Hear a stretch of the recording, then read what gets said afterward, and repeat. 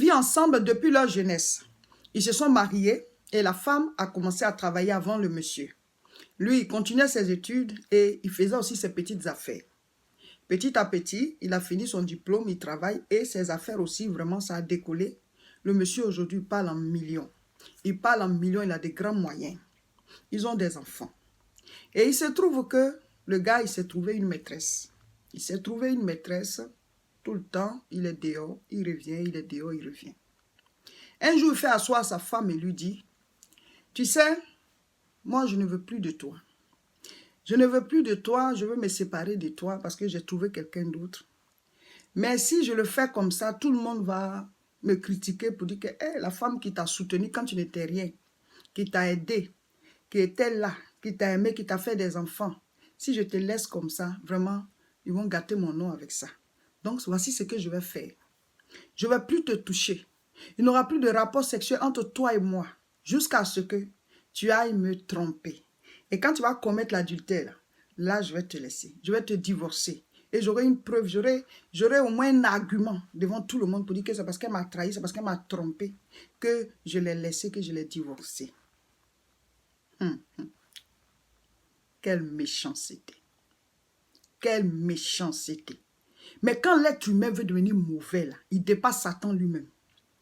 Et la femme lui a dit, mon frère, c'est que moi, les rapports sexuels, c'est fini pour moi pour toute ma vie. Parce que je ne vais pas te tromper.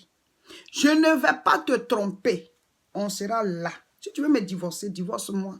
Tout le monde saura que tu m'as divorcé. Mais c'est moi qui vais commettre la faute d'adultère. Et puis tu vas dire à tout le monde que c'est parce que je t'ai trompé. Je suis là. Je ne vais pas te tromper. Mes frères, mes soeurs, ça fait 1 an, 6 mois, ils sont dans ça. 1 an, 6 mois. Non, mais quoi? L'homme est mauvais. L'être humain est mauvais. Nos cœurs sont noirs. Chacun oublie qu'un jour, on va mourir, quitter la terre et on sera jugé.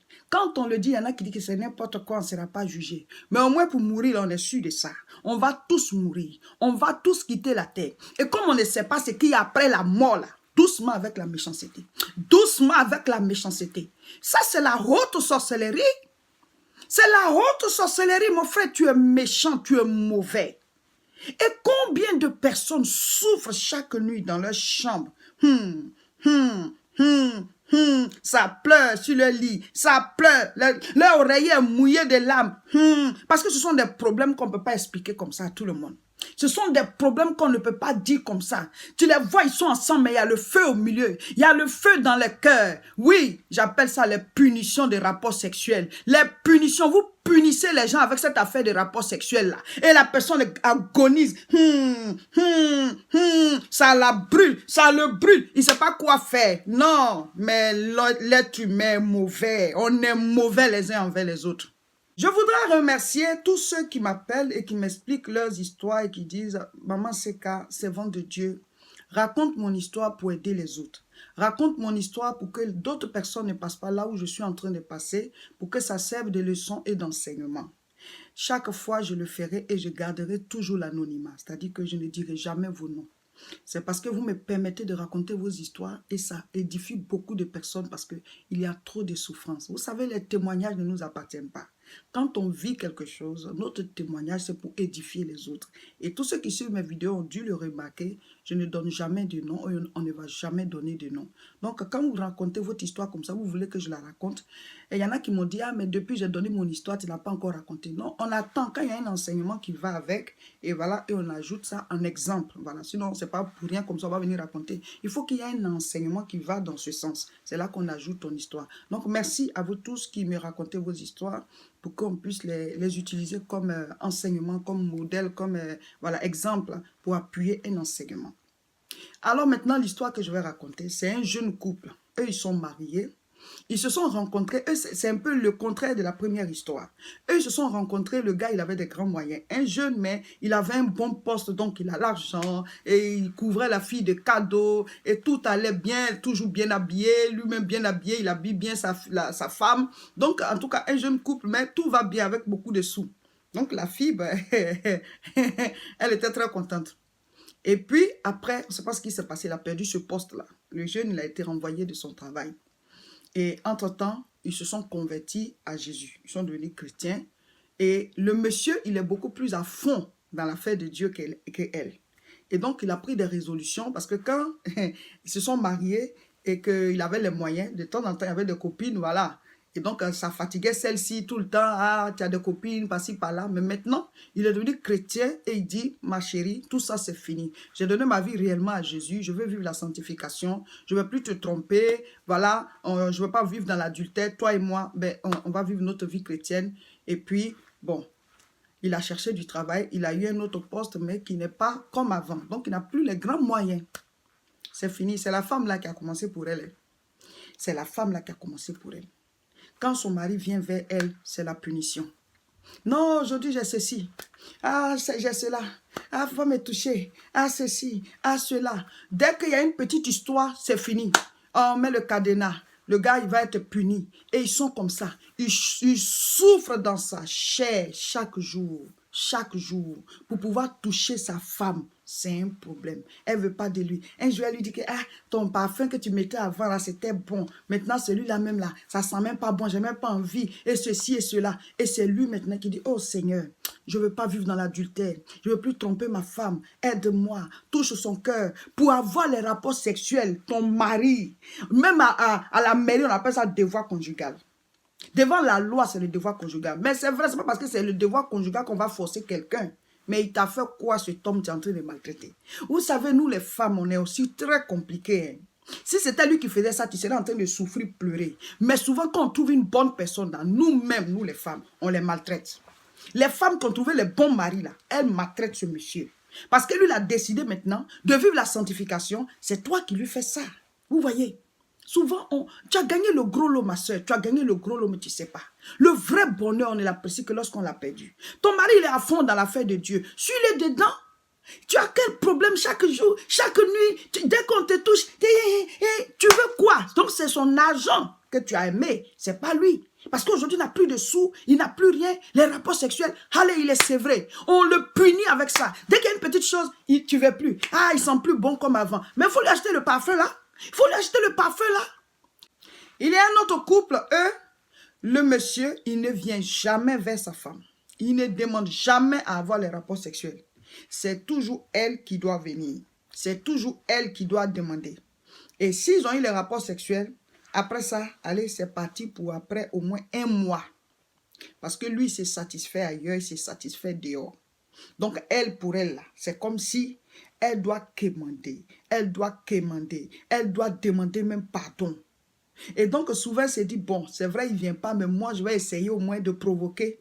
Même si elle lui touche la main comme ça, là, le coup d'œil méchant qu'il va lui jeter, là. Souvent, même, il lui dit, hey, toi, je te vois venir. Hein. Quelle humiliation. Quelle honte. On peut quémander comme ça l'amour. Pourquoi vous faites souffrir comme ça les autres? Et puis, dès qu'il y a une petite histoire, c'est fini. Elle est punie. Elle est punie. C'est comme si son corps là, c'est de l'or quoi. Ça dit c'est pour lui. Il fait un chantage avec ça. Et c'est la souffrance. La femme, elle va pleurer. Elle est là. Combien de personnes pleurent comme ça chaque nuit dans les chambres à cause de la méchanceté du conjoint, à cause de la méchanceté de la conjointe, à cause des punitions de rapports sexuels. C'est très grave. Et souvent, s'il lui demande de l'argent et qu'elle a refusé, c'est parti. Elle est sévrée. C'est-à-dire, c'est un chantage. C'est un chantage. Chers frères et sœurs, cet enseignement-là, c'est pour vous faire comprendre que tout ce qu'on vit, tout ce qu'on fait, on sera jugé pour cela. La Bible dit, rien de ce qui est caché ne restera caché. Tout sera dévoilé. Ce monde a été créé par quelqu'un.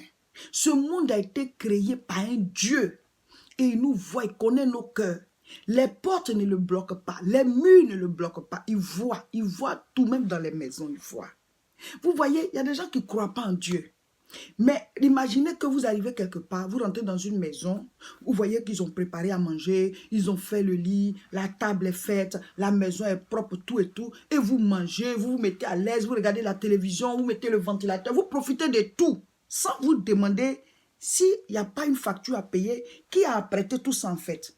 Vous voyez, on est sur la terre, il y a déjà tout.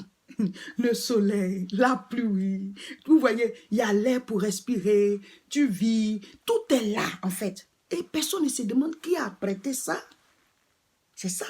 Et si un jour, on nous demande des comptes pour cette vie, donc même si tu ne crois pas en Dieu, mais quand même, quand tu es à fond comme ça dans la méchanceté, et si un jour on te demande des comptes, comment tu vas faire? Nous allons lire un passage biblique. En tant que pasteur, chaque fois que je vous donne les enseignements ou les conseils spirituels, je donne toujours des versets bibliques pour pouvoir appuyer cela. Et nous allons lire 1 Corinthiens chapitre 7, à partir du verset 3. Il dit que le mari rende à sa femme ce qu'il lui doit. Et que la femme agisse de même envers son mari. Verset 4. Ce n'est pas la femme qui dispose de son corps, c'est son mari. De même, ce n'est pas le mari qui dispose de son propre corps, c'est sa femme. Verset 5. Ne vous privez point l'un de l'autre, si ce n'est d'un commun accord, pour un temps, afin de vaquer à la prière, puis retourner ensemble, de peur que Satan ne vous tente en raison de votre manque de contenance. C'est la parole de Dieu que je viens de lire. La Bible dit, mari, ne prive pas ta femme de toi. Femme, ne prive pas ton mari de toi. Si vous vous êtes aimés, que vous avez décidé de vivre ensemble, vous êtes conjoint, vous êtes mariés, vous partagez la même chambre, la Bible dit ton corps, mari, ton corps appartient à ta femme. Elle, son corps t'appartient. Ce n'est pas à toi de disposer de ton corps. Ceux qui se cachent pour se masturber, là, ça veut dire que tu disposes de ton corps. Tu fais les rapports sexuels avec toi-même. C'est un péché. Non seulement c'est sale devant Dieu, mais c'est un péché. Puis après ça, tu ne sais même plus même comment tu vas prier parce que tu te sens sale. Et donc, personne n'a besoin de te dire que tu es sale, toi-même tu le sens. Donc, tu n'as pas besoin de disposer de ton propre corps. C'est un péché. C'est ta femme qui doit disposer de ton corps. Femme, tu n'as pas besoin aussi de faire la masturbation toi seul. Parce que ça veut dire que tu disposes de ton corps. Alors que la Bible dit non, c'est ton mari qui doit disposer de ton corps. Et il dit, ne vous privez point l'un de l'autre. Vous voyez, donc c'est un péché quand tu prives ton conjoint de ton corps. Vous punissez les gens avec ça. Vous faites des chantages avec ça. Tout ce qui, c'est comme si la personne doit quémander. Ou alors, tout ce qui se passe autour de rapport sexuel, c'est malsain. Et donc, vous amenez les gens vraiment à sortir de la voie de Dieu. C'est très grave. Dieu va nous juger. Même ce qu'on a fait dans nos chambres à coucher, il va nous juger. Parce que la Bible dit, rien de ce qui est caché ne restera caché.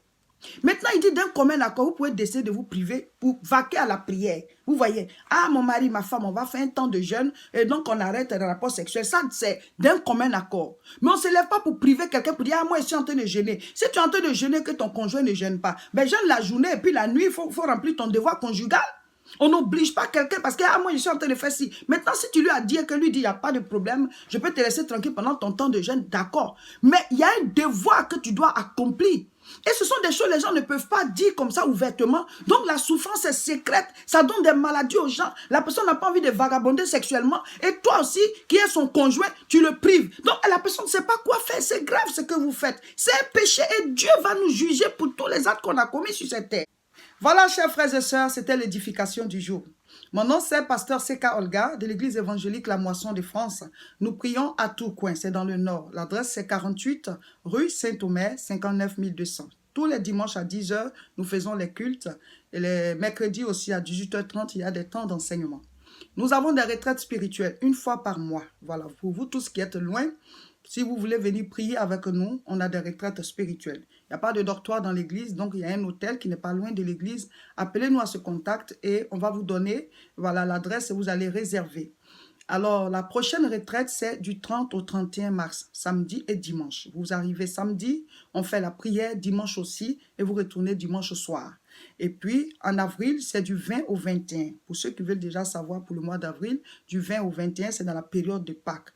Mon frère, ma soeur, il est important d'aller rentrer en contact avec la parole de Dieu. Il est important d'aller dans une atmosphère spirituelle pour déplacer certaines montagnes de nos vies, pour briser certains jougs et tout ça. Il y a une force spirituelle qui est sortie de Jésus pour guérir la femme qui avait une perte de sang depuis 12 ans. Quand tu as un problème qui perdure, va vers l'onction pour qu'une force vienne vers toi pour pouvoir briser ce joug-là. Une fois par mois, nous avons de grandes croisades de prière au niveau de Paris-Aubervilliers. Venez vivre en direct l'onction, l'enseignement, la puissance de Dieu. La prochaine, c'est le samedi 13 avril à partir de 14 h 30. Tous à Aubervilliers. L'adresse, c'est 29 rue Sadi Carnot, 93 300. Pour me suivre régulièrement, c'est pas compliqué. Abonnez-vous à cette chaîne. Là où vous recevez la vidéo, cliquez sur s'abonner ou alors sur j'aime. Comme ça, chaque fois que je vais mettre les vidéos en ligne, vous allez les recevoir. Et surtout, partagez pour que les autres aussi puissent être édifiés.